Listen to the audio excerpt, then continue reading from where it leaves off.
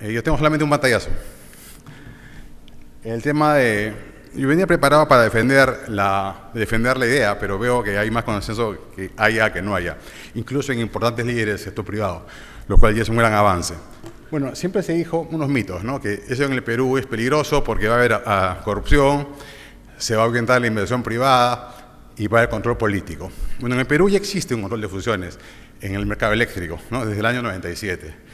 Y no ha habido semejantes amenazas, ¿no es cierto? Más bien hay un mundo de inversión, un exceso de inversión privada en el mundo eléctrico.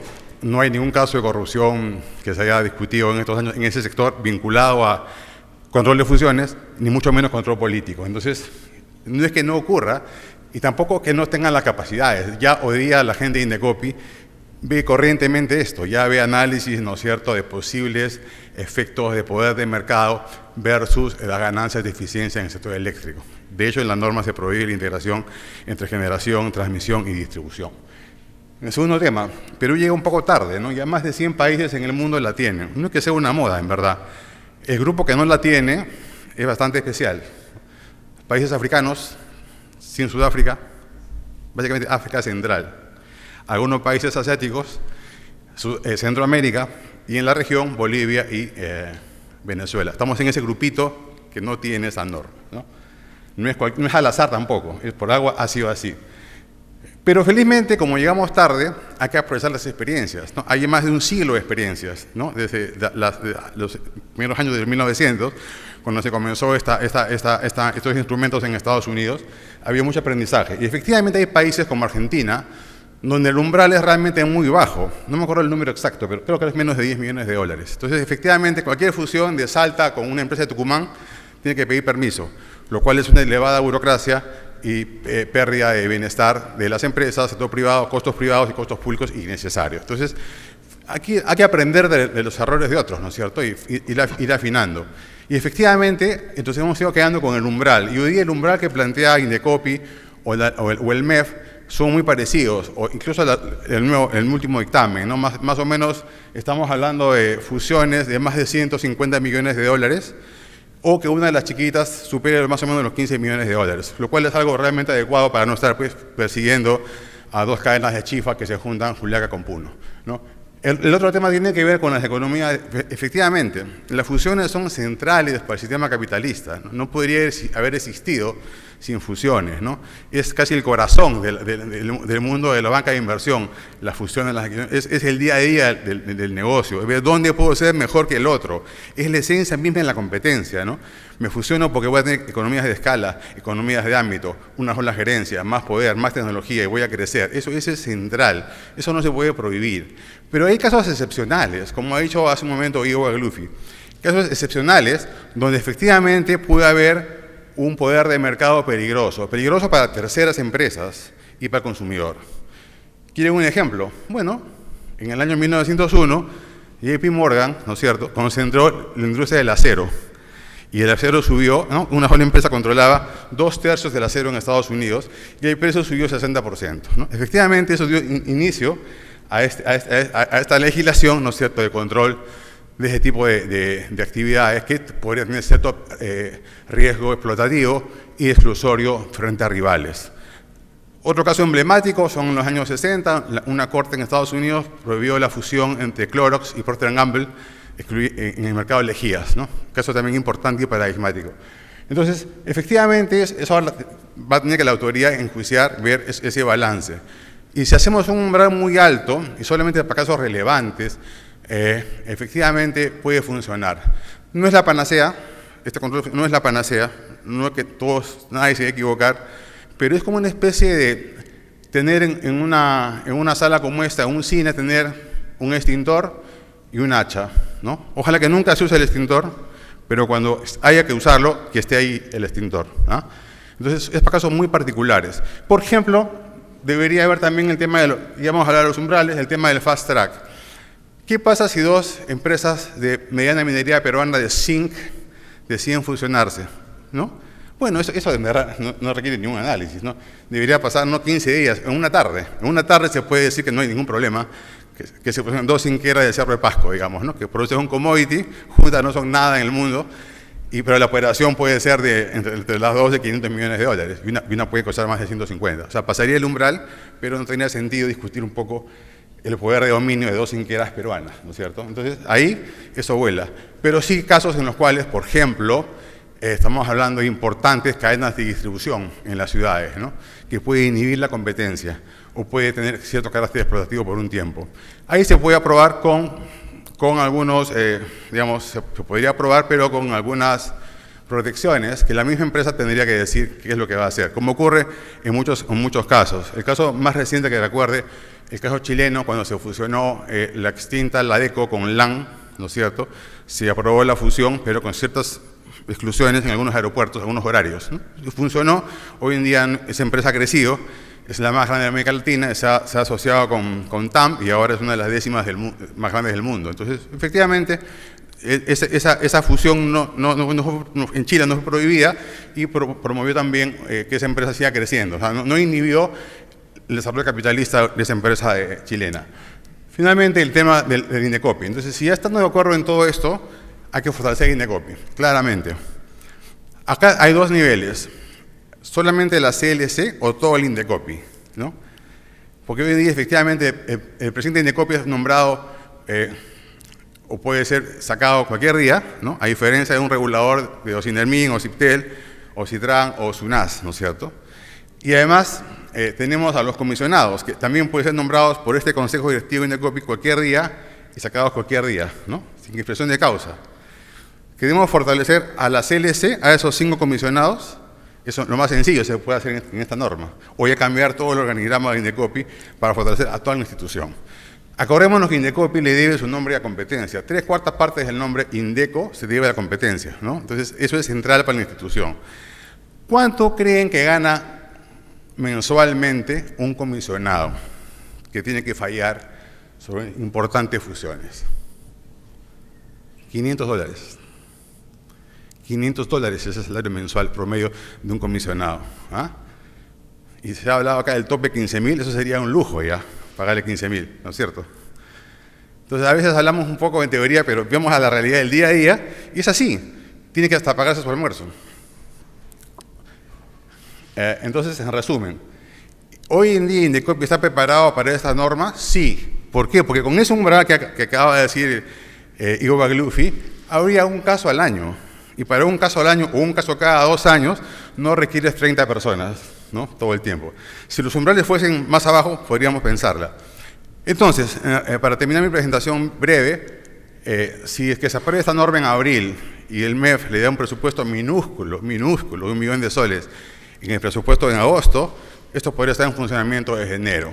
¿Por qué no estoy a favor de que darle un año de plazo? Porque ya se han pasado 3 elefantes blancos en los últimos 2 años. Y se pueden pasar mucho más rápido si damos mucho espacio para que esto pueda ocurrir. Porque Perú no es tan grande tampoco, no es que haya 1000 fusiones en el camino. Habrá 3 o 4 en lista y se van a apurar y al final va a ser innecesario porque vas a aprobar algo que no se va a usar en 10 años porque los grandes ceros ya se habrán haber dado en estos momentos. Y básicamente estamos hablando del sector no transable, ¿no? Porque en el sector transable no hay ese problema. Gracias. Gracias, un aplauso por... Gracias. Ante nada, gracias a Lipe por la invitación. Hemos hablado de una ley que es casi un hecho. Al parecer hay cierto consenso político para que finalmente el Perú tenga una ley de control de fusiones.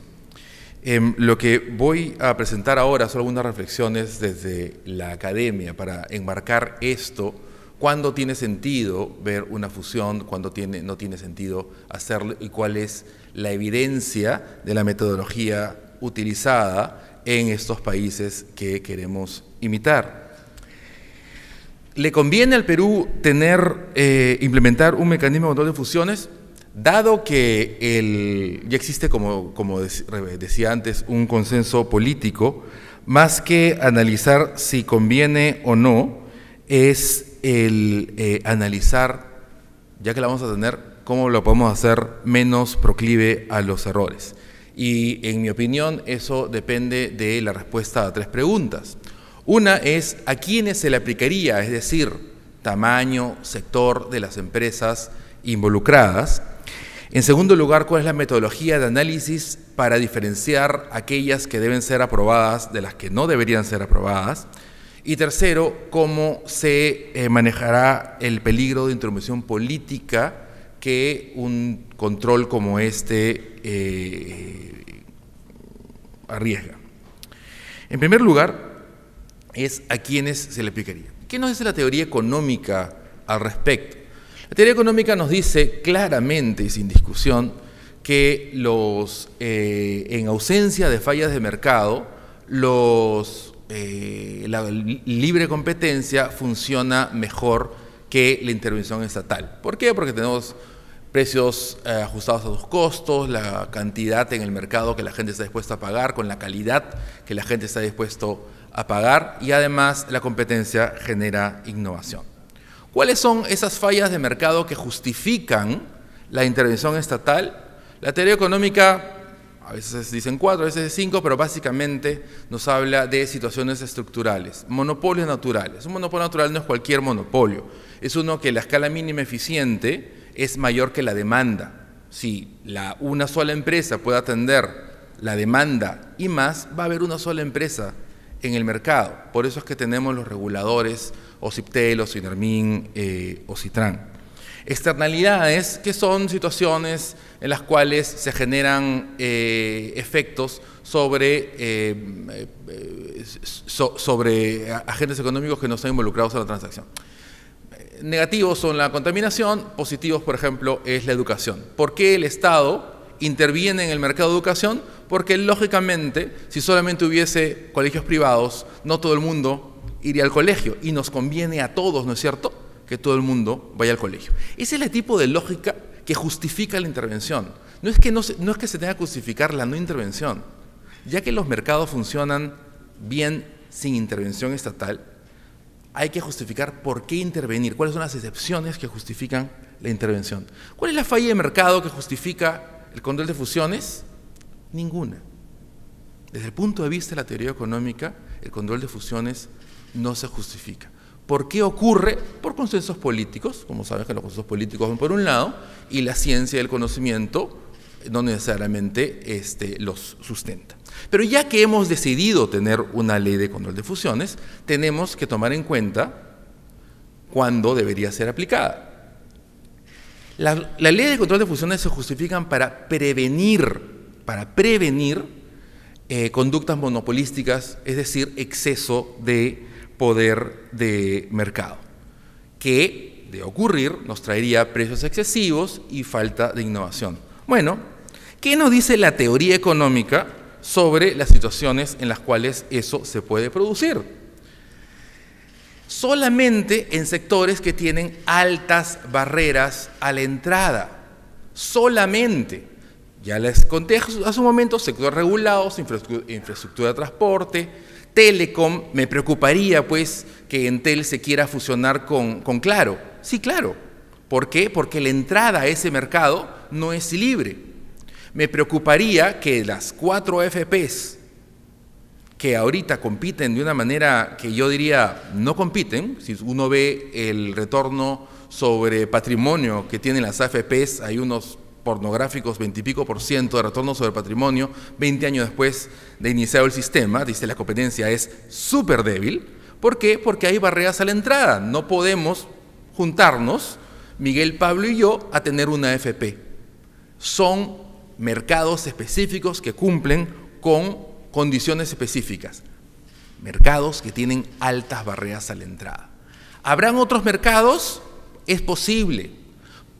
Pero nuevamente, la condición para que se produzcan los efectos que la ley de fusiones quiere evitar es que haya barreras a la entrada. Si no hay barreras a la entrada, no se justifica la intervención del Estado.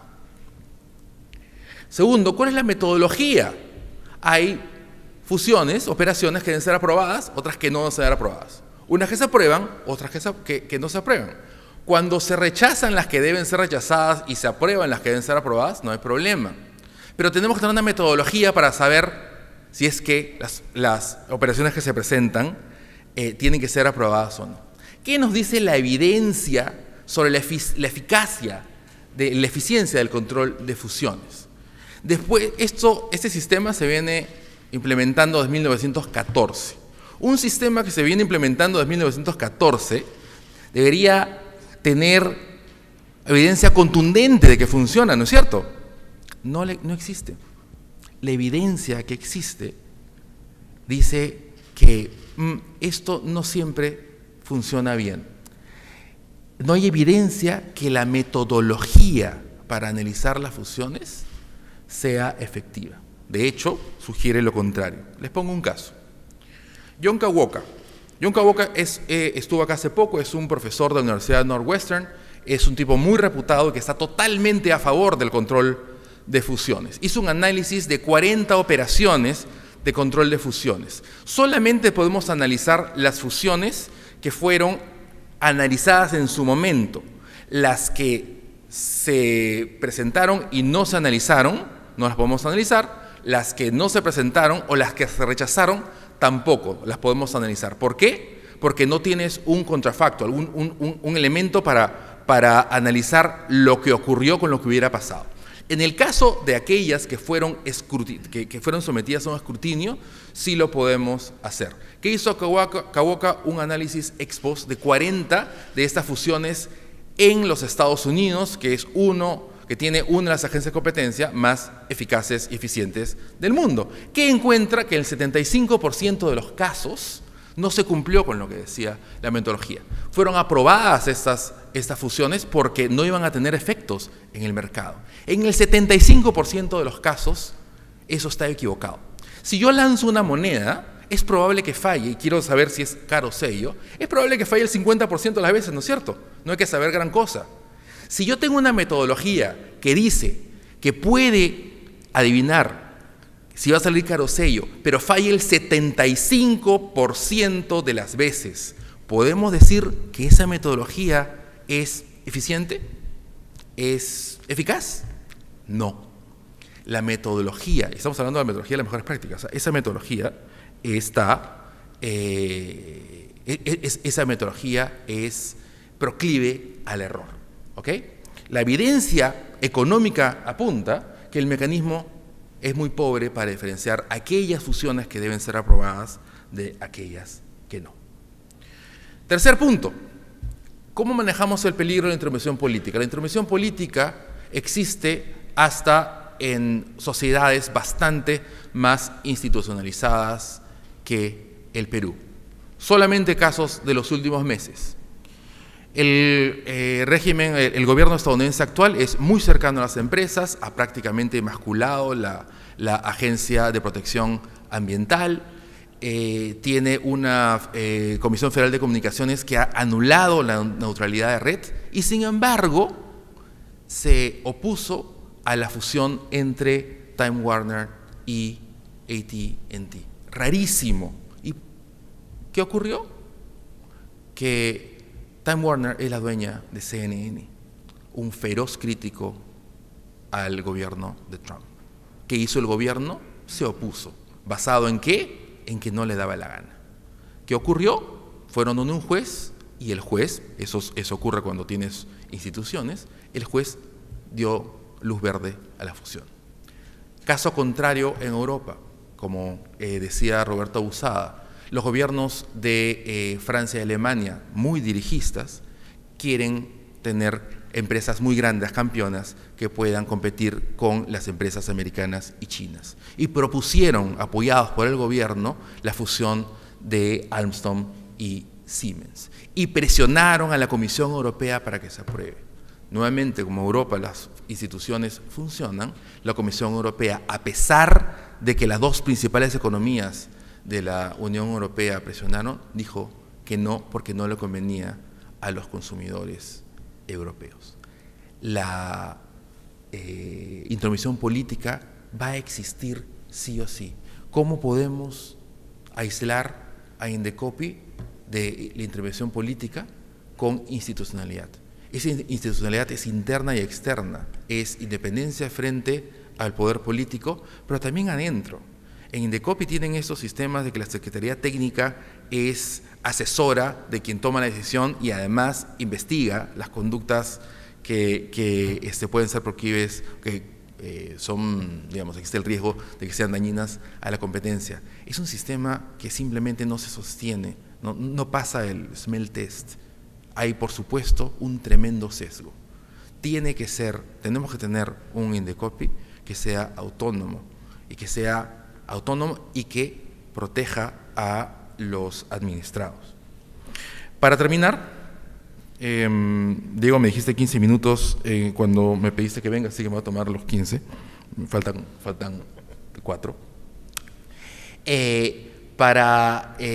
Entonces, ¿a quiénes se le aplicaría? Mucho más importante que los umbrales son las barreras a la entrada.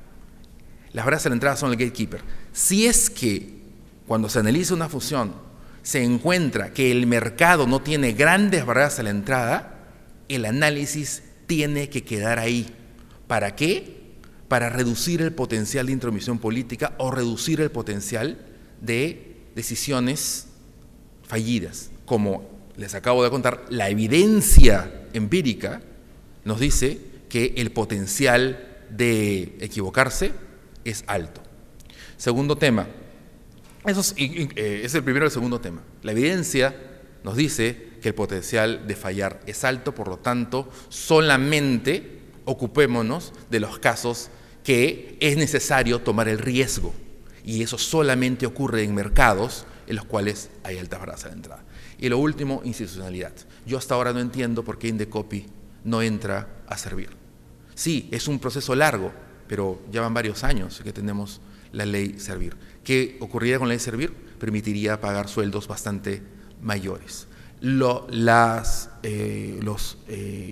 entidades públicas se resisten a entrar a servir. ¿Por qué? Porque hace que las decisiones sean mucho más meritocráticas y mucho menos de manejo político, y además es harta chamba, ¿ya? Entonces, ¿qué tiene que hacer el gobierno, o cualquiera? Es obligar a que las instituciones entren. Indecopi no ha empezado con Servir, que estamos esperando tener un fast track, y si no sale el fast track. En fin, eso es. Muchas gracias. Gracias a Lipe por la invitación, a Roberto y a Diego.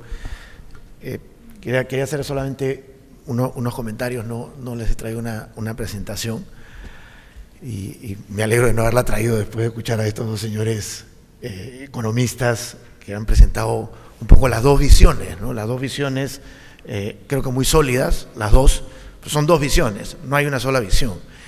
Y quiero rescatar eso, porque acá como estamos como ante un hecho consumado, no estoy hablando de un hecho consumado como si fuera pues un desastre, pero un hecho consumado que todavía no se puede discutir, y creo que eso, que no estamos todavía ahí.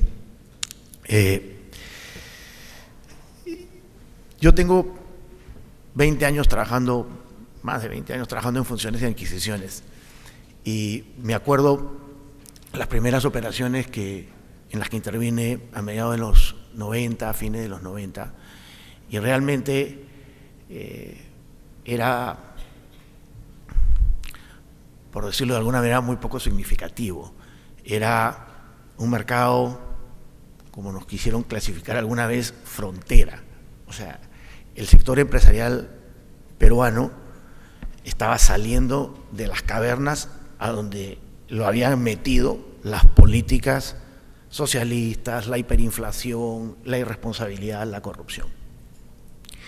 Y si uno ve el sector empresarial peruano de hoy, si uno ve los Intercorps, los Alicorps, los Credicorps, Grupo Brescia, si uno ve lo que hay como sector empresarial peruano, capitalismo nacional, ve una evolución impresionante, impresionante. Roberto hablaba de campeones nacionales. Tenemos campeones nacionales, tenemos compañías y grupos que salen afuera y que son admirados. Yo lo veo en mis colegas abogados de Chile, de Colombia, de Brasil, de Argentina, que se mueren porque les mandes un cliente. ¿Cuándo un estudio de abogado peruano podía mandar un cliente afuera? Y eso es producto en gran parte del proceso de integración y consolidación de mercados que ha habido en el Perú en los últimos 25 años. O sea, eso es posible porque se han concentrado las empresas en el sistema financiero, en el retail, en la educación, en minería, en todos lados. Eso ha creado muchísima riqueza, muchísimo bienestar, y eso es algo de lo que no nos podemos olvidar. Cuando alguien le preguntó a Ivo, ¿tú puedes mencionar alguna fusión que haya hecho daño a los consumidores en el Perú? Creo que la persona que le estaba preguntando estaba refiriendo a lo de atrás. O sea, tú mirando para atrás puedes decir, oye, acá hay un caso donde realmente hubo un desastre como el de JP Morgan en 1901, ¿no es cierto?, en otro mundo, 1901, o no, o estamos en un mundo diferente. Yo no le tengo tanto miedo a las posiciones de dominio, y puede ser que teóricamente sean súper peligrosas, pero yo lo digo desde el punto de vista práctico, y probablemente las personas que estén en directorios o que tengan que gerenciar una compañía lo saben. Por más que tú tengas posición de dominio, la presión competitiva es muy fuerte. O sea, el tema de apropiarte del excedente del consumidor y subirle los precios, bajarle la calidad, eso es como jugar con dinamita. Eso es muy, muy peligroso para una empresa. Está poniendo en juego su posición competitiva, su sostenibilidad en el largo plazo. Entonces, en verdad, ese tema de que, oye, si se concentraron las farmacias, al día siguiente suben las medicinas, eso no es así desde el punto de vista práctico. En verdad, no sucede así. Otra cosa que llama a mí la atención es cuando hablamos, y algunas personas hablan de, oye, el costo de esto es como que el costo de esto son los salarios que hay que pagar a la gente que hace esto. No, eso no es el costo. El costo es la intervención en el mercado que va a hacer que un montón de transacciones positivas no se hagan.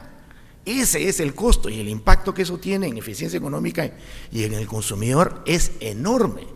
Entonces, cuando estamos hablando de un mecanismo de intervención tan radical, ¿no? Elmer lo llamaba un hacha, ¿no? Este es un hacha, claro, no es un bisturí, es un hacha. Okay, vamos a crear esta hacha. Pucha, tenemos que tener muchísimo, muchísimo cuidado. Yo me acuerdo muchas veces de Fritz Duba. Yo tuve la suerte de trabajar con él un montón de temas, y Fritz, un tipo genial en muchas cosas, y una de las cosas que decía, él cuando veía que ya el populismo se había impuesto y que ya venía algo terrible, decía, mira, acá lo que tenemos que hacer es minimizar el daño. O sea, ya esto no lo podemos parar, hay que minimizar el daño. No sé, ojalá que no estemos ahí, pero si estamos ahí, entonces hay que minimizar el daño, hay que minimizar el riesgo, y eso creo que tiene mucho que ver con cómo es este marco legal, si es que este marco legal va a salir, y sobre todo, quién va a manejar este marco legal. Desde el punto de vista de una operación de integración, digamos, me preguntan, ¿qué va a pasar con el M&A, con las fusiones y adquisiciones? Depende, o sea, depende. Si tienes un marco legal bien hecho y una buena agencia, algún impacto va a tener, sí, ¿no? Los economistas me dirán, o sea, está demostrado, ¿no? Entiendo estadísticamente que cuando suben las barreras vía control de concentraciones baja el valor de las empresas. O sea, es así, ¿no? Salvo en el sistema financiero. Pero independientemente de eso, lo importante es hacerlo bien. Y ahí hay algunas cosas que yo quisiera puntualizar, ¿no? La primera es la de los umbrales. O sea, escuché a Elmer que dijo que con estos umbrales iba a haber una operación. No. O sea, si estás hablando de compañías dos compañías que se integran, que venden 20 millones de dólares cada una, o que en conjunto venden 100 o 150 millones, es mucho más que una. Es mucho más operaciones que una al año. Por lo tanto, yo no asumiría así nomás como que esto facilito lo vamos a ver. El caso eléctrico es totalmente diferente.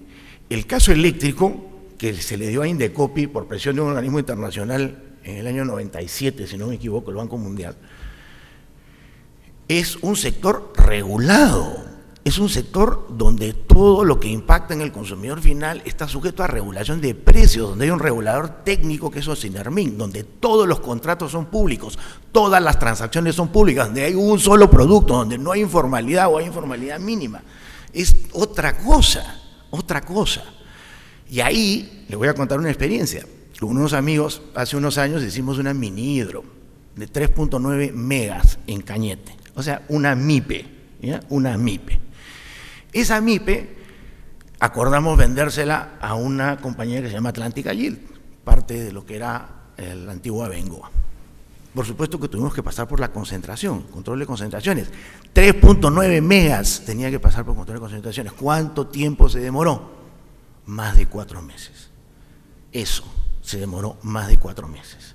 Entonces, no es que con la gran experiencia que tiene la Comisión de Libre Competencia en concentración del sector eléctrico va a poder manejar la integración de las estaciones de servicio o de los hoteles o de los centros educativos o de las universidades, que son muchísimo más complejas. Lo segundo son los tiempos. O sea, los tiempos son vitales para las fusiones y adquisiciones. Entonces, si a mí me crean un procedimiento que se va a demorar 6 meses, 4 meses, eso puede tirarse abajo una integración. Y ahí hay que entender además que estos procesos no son procesos confidenciales. O sea, el día que yo hago mi filing a la Comisión de Libre Competencia o a la entidad para que me aprueben, normalmente esto se va a hacer público. Entonces la compañía va a pasar todo el estrés que significa saber que puede ser comprada, pero no necesariamente va a ser comprada. Puede ser comprada por su competidor, pero no necesariamente va a ser comprada. Imagínense lo que pasa con sus gerentes, con sus vendedores, con sus clientes, con sus proveedores, cuando esa información está ahí flotando. Y si esto pasa mucho tiempo, puede ser terrible. Por eso, si hay un proceso, tiene que ser un proceso muy célere, tiene que ser un proceso donde las cosas se resuelvan rápido y donde no hayan extensiones. Y la cosa, yo creo que más importante es el tema del órgano competente, la agencia. Esto es un hacha, efectivamente, es un hacha o es dinamita o es una bomba atómica. Esto no es una cosa donde si te equivocas no haces daño, no es una cosa donde si actúas como normalmente actúa el Estado peruano, que es que se demora, que no toma decisiones, que se da al populismo, etcétera, no vas a hacer daño, vas a hacer muchísimo daño. Entonces, el peligro está en no hacerlo bien porque es un elemento muy potente. Podemos discutir sobre si hace bien. ¿Okay?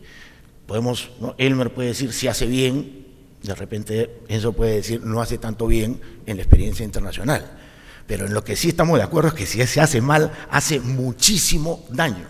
O sea, eso creo que no hay ninguna discusión de que si esto no se hace con muchísimo cuidado y muy bien,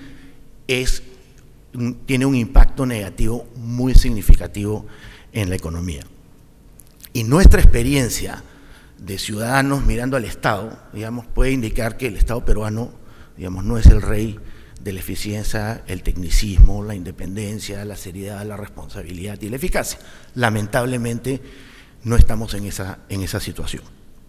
Entonces, y todo el mundo lo ha reconocido, ¿no? Todo el mundo ha reconocido que hay este gran tema con la agencia, el tema de la interferencia política, el tema del tecnicismo, el tema de la posibilidad de las demoras, de las decisiones equivocadas, etc. ¿Cómo enfrentar este problema? Mi impresión es que Indecopi, con todo el mérito que tiene, Indecopi no es la institución para hacer esto. Indecopi lo que viene haciendo hoy día es otro tipo de cosas y además hace cosas muy diferentes. Indecopi hace insolvencia, quiebras, hace barreras burocráticas, controla a las municipalidades en la imposición de requisitos, hace competencia leal, hace protección al consumidor, tiene oficinas regionales de protección al consumidor que ponen multas por casos de la fruta malograda prácticamente. Entonces, no es la agencia para hacer esto. Esto acá lo que uno necesita es un mini BCR súper técnico, súper motivado, con mística, súper independiente, muy sólido, que puede entrar en una discusión de igual a igual con el OCIPTEL, con el Ocinermin, con la SBS, no una comisión, como dice Elmer, de personas que ganan $500 porque son part-time, ni siquiera son a tiempo completo, son part-time, que tienen encima un tribunal también de gente part-time con toda la debilidad. Claro, si yo fuera presidente de Indecopi también diría, como digo, es el momento de reforzar mi institución, de que me den recursos y me blindo todas las comisiones, etcétera. Pero yo no puedo tener al secretario técnico de la Comisión de Libre Competencia haciendo control de conductas que gane 4 veces más que el secretario técnico de la Comisión de Protección al Consumidor. Eso en una empresa o en una institución es muy difícil de hacer desde el punto de vista práctico. No puedo tener una gente que tiene una mística no de protección al consumidor, que es súper proteccionista, es la canchita, es el caso de la canchita, es el caso de la leche, eso es protección al consumidor. Esa mística no es la mística de control de concentraciones, donde el equilibrio es, oye, esto en principio es bueno, esto en principio crea eficiencias, tengo que ver si hay barreras, si hay posibilidad de una restricción efectiva a la competencia, la puedo probar, y si no, tengo que mojarme y lo tengo que autorizar, ¿no? Entonces, hay cosas que hay que corregir. Yo creo que lo fundamental es, démosle una buena pensada al tema de, por más que todo el mundo lo tenga, ¿no? Pensémoslo bien, si estamos en el espacio-tiempo histórico de hacerlo, es el momento con el Estado que tenemos de hacerlo, y segundo, si lo vamos a hacer, aparte, además de la parte técnica de la ley, de cómo la ley tiene que ser, que creo que lo que Ivo ha explicado está básicamente así, y el proyecto que hay en Codeco, por lo menos, está bien el proyecto en términos generales, lo más importante es la agencia, quién lo va a administrar, a quién le vamos a dar esa hacha, porque si esa hacha se la damos a alguien que no está debidamente capacitado y no es debidamente independiente, entonces el hacha va a generar muchísimo daño. Gracias. ¿Tienen alguna pregunta? Por favor, redáctela y van a pasar a recogerla para llegar al panel. Yo quería empezar, de hecho, contigo, José Antonio, preguntarte, cuando en tu experiencia en fusiones y adquisiciones, se habla ahora de una posibilidad, ¿no? Que digamos, no pasa el proceso, sí pasa sin condiciones o pasa con condiciones, ¿no? Esa es la otra alternativa. Entonces, cuando hablamos de con condiciones, más o menos a qué nos podemos estar refiriendo y qué tan grave es el tema.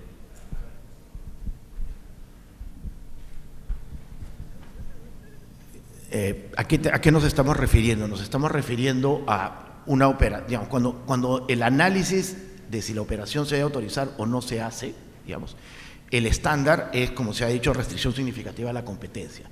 Y es restricción significativa a la competencia que supere, sea mayor que las eficiencias generadas por la operación. ¿Okay? Entonces, ese es el análisis que se tiene que hacer.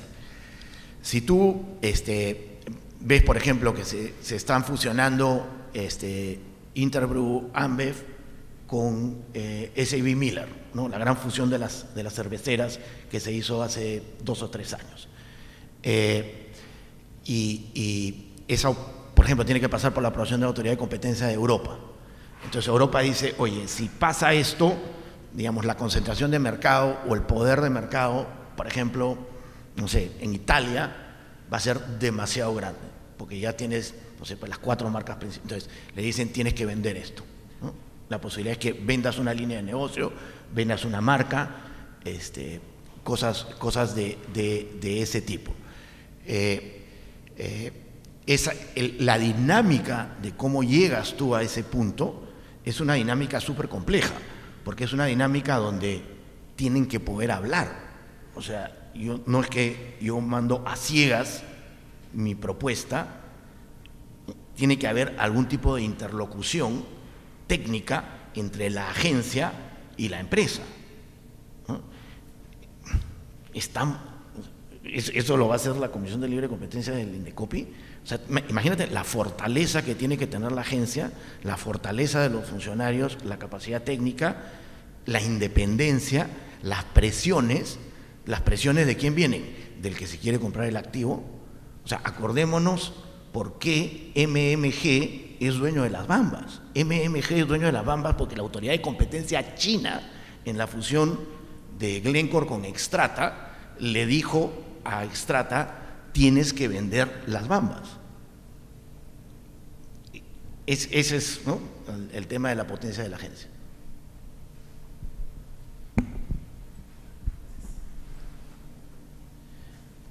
Ahora, en el IPE investigamos hace un par de semanas qué había pasado después de un año de la fusión o de la adquisición entre Mifarma e Incafarma, ¿no? Creo que fue en febrero del año pasado, y encontramos que en realidad, por lo menos hasta ahora, en temas de precios no había habido ningún incremento significativo y más bien en muchos genéricos había bajado. Y aquí quiero agarrar de repente a Elmer y a Enzo pensando un poco en la pregunta que no llegó a responder, y creo que bien Ivo, porque no podía, pero de repente casi nos podemos dar ese lujo. Que ustedes en la historia de las fusiones nacionales de los últimos años, ¿ven alguna que digas, oye, mira, en verdad, qué riesgo acá, efectivamente, ojalá hubiera habido un control, o más bien, oye, mira, esta de acá sí hubiera estado sujeta a control de fusiones y ya viste que no pasó nada? Entonces, pensando en si esto hubiera sido aplicado en el pasado, ¿qué impacto o no hubiéramos tenido en el Perú pensando en la última década o 2 décadas? A ver, la primera operación que yo recuerdo que trajo todas las alarmas de control de fusiones fue la compra de Cervesur por parte de Bacus. Hubo mucha preocupación por... Bacus hoy tiene el 90 y pico % de el market share del mercado de cervezas a través de sus diferentes empresas y marcas. Y lo que hizo esa fusión fue que en el corto plazo, no estoy seguro, pero leí estadísticas al respecto, el precio de la cerveza en el Perú aumentó, y eso hizo que Ambev entrara muy rápidamente, que lo que implica es que los mercados funcionan. Cuando las barreras a la entrada son bajas, el mercado funciona sin necesidad de intervención estatal. Y hoy lo que tenemos, como les digo, es un mercado donde tienes un actor con 90 y pico % de mercado, pero falta innovación. O sea, si ustedes ven el presupuesto de publicidad de Bacus es bajo, porque si tú tienes una empresa con poder de mercado, no necesitarías invertir, ¿no es cierto?, en publicidad, no necesitarías invertir en innovación. Pero eso está ocurriendo. Entonces tú tienes un mercado en el cual la empresa dominante tiene el 90 y pico % y sin embargo se nota que compite. ¿Y eso qué tiene que ver? En la teoría económica lo que te dicen es las cuotas de mercado no importan, lo que importa tampoco es el número de competidores, lo que importa es el grado de rivalidad. O sea, el partido u alianza son 2 y se matan, ¿no es cierto? Real Madrid con Barcelona, cualquier partido de fútbol. No importa el número de competidores, que vamos a decir, para que sea más competitivo deberían haber más equipos en la cancha de fútbol. El número de competidores es una regla que te dice que funciona de la siguiente manera. Si hay un montón de competidores, es muy probable que haya competencia. Si hay pocos competidores, es posible o no es posible, pero eso no depende de la estructura del mercado, depende del grado de rivalidad. Entonces, a mí no se me ocurre, yo cuando pienso en qué operaciones de contratación sí me preocupan, AFPs, bancos, ahí sí yo podría decir, mira, es que eso está justificado. Si el muelle del norte se quiere fusionar con el muelle sur, por supuesto, porque hay barreras estructurales a la entrada, no todas las orillas son capaces, son, digamos, puedes poner un puerto en cualquier orilla. Entonces ahí sí yo digo, oye, ¿sabes qué? Cuando se concesionó el muelle sur, el gobierno tuvo que emitir un decreto de urgencia porque no teníamos un control de fusiones y ahí sí se requería. Entonces, en esos casos yo digo, sí, pues ahí se justifica. Ahora, que haya ocurrido, a mí no se me ocurre, o sea, que haya ocurrido alguna contratación y que yo te pueda decir, no debió ocurrir, a mí no se me ocurre. Sí, quería aprovechar un poco, dado los comentarios de mis colegas acá, he quedado como un comunista, parece, pero quería aclarar el tema. El hacha puede el hacha puede ser usada por un vikingo o por un bombero también, ¿no es cierto?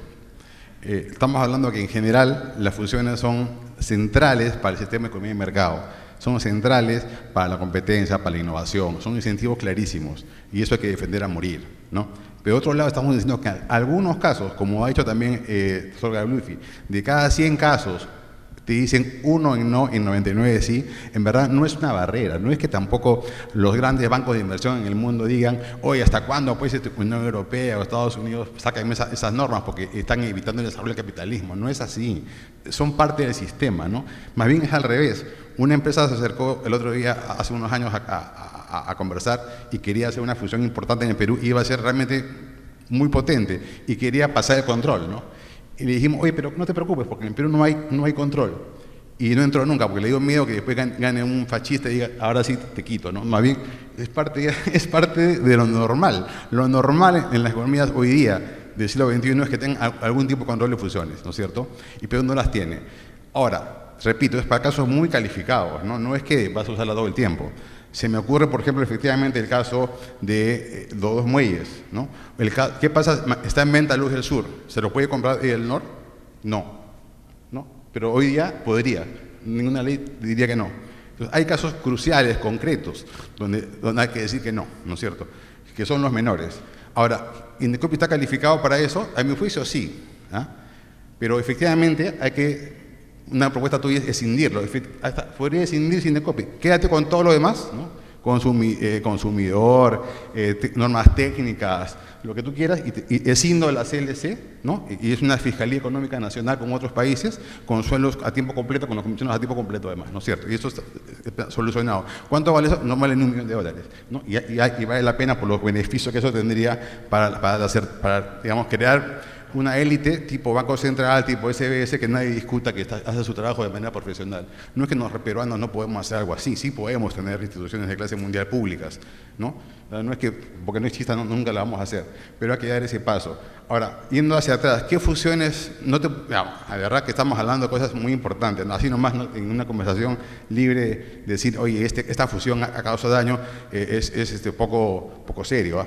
Pero insisto que son temas que tienen que ver con cadenas importantes de distribución en las principales ciudades, que son una barrera de la entrada importante, que hay que ver con cuidado, ¿no?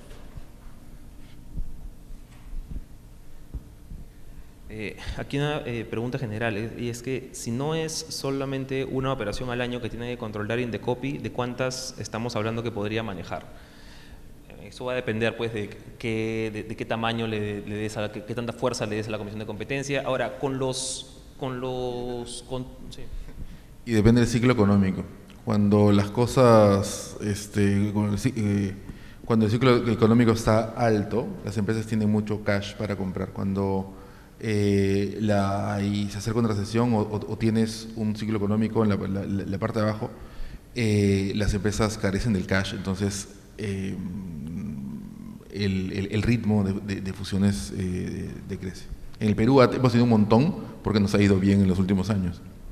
Ahora, con esos umbrales que se han mencionado, en verdad estaríamos hablando de cuántas al año, si haciendo un estimado, de repente, José Antonio, no tienes una idea, o de repente abrir una tendencia de que si se va a poner la norma, va a haber alguna, pero tienes un año para que Indecopi se adecue, de repente hay algún rush ahí durante este año, oye, voy a fusionarme antes de que tengan que pasar por este proceso y no quiero ser el primero en pasar, porque vaya a saber uno cómo va a salir.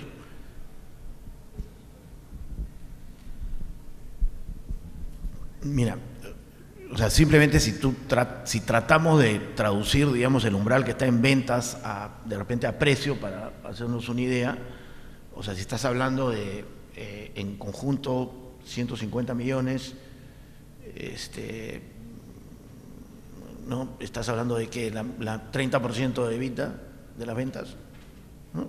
45 millones, 400 millones en conjunto, y las chiquitas que las ponen 2 de 15, digamos, eso es menos, eso es como una tercera parte, ¿no? O sea, estás hablando de 150 millones de dólares de ticket, de transacción. O sea, eso no es que hay una en el Perú al año, ¿no? Y eso también tiene que ver con qué cosas estás obligado a notificar, y por eso es que tiene que haber un fast track, porque, digamos, Por ejemplo, si tú estás comprando una empresa de un determinado sector y tú hoy día no operas en ese sector, por ejemplo, ¿esa operación está sujeta a control o no está sujeta a control? ¿A qué tipo de control? Ese es un tema, en principio la deberías notificar. Entonces ya ni siquiera estás hablando de competidor que se compra competidor, sino de alguien que eventualmente está entrando a un mercado, pero era competidor potencial, en otro país lo hace, su producto entra al Perú por la frontera, ¿no? Yo creo que puede haber bastante más de una. Solamente en el último año hemos tenido las farmacias y Alicorp que compró Intradepco. O sea, definitivamente esas dos operaciones hubiesen pasado por Indecop. O sea, en el último año, por lo menos 2 hubieses tenido. Ahora, si no tienes una al año, tienes 2, tienes 4, digamos, es algo manejable, ¿no? Eso no es el problema. Ok. Con eso concluimos el panel. Un aplauso para los panelistas, por favor.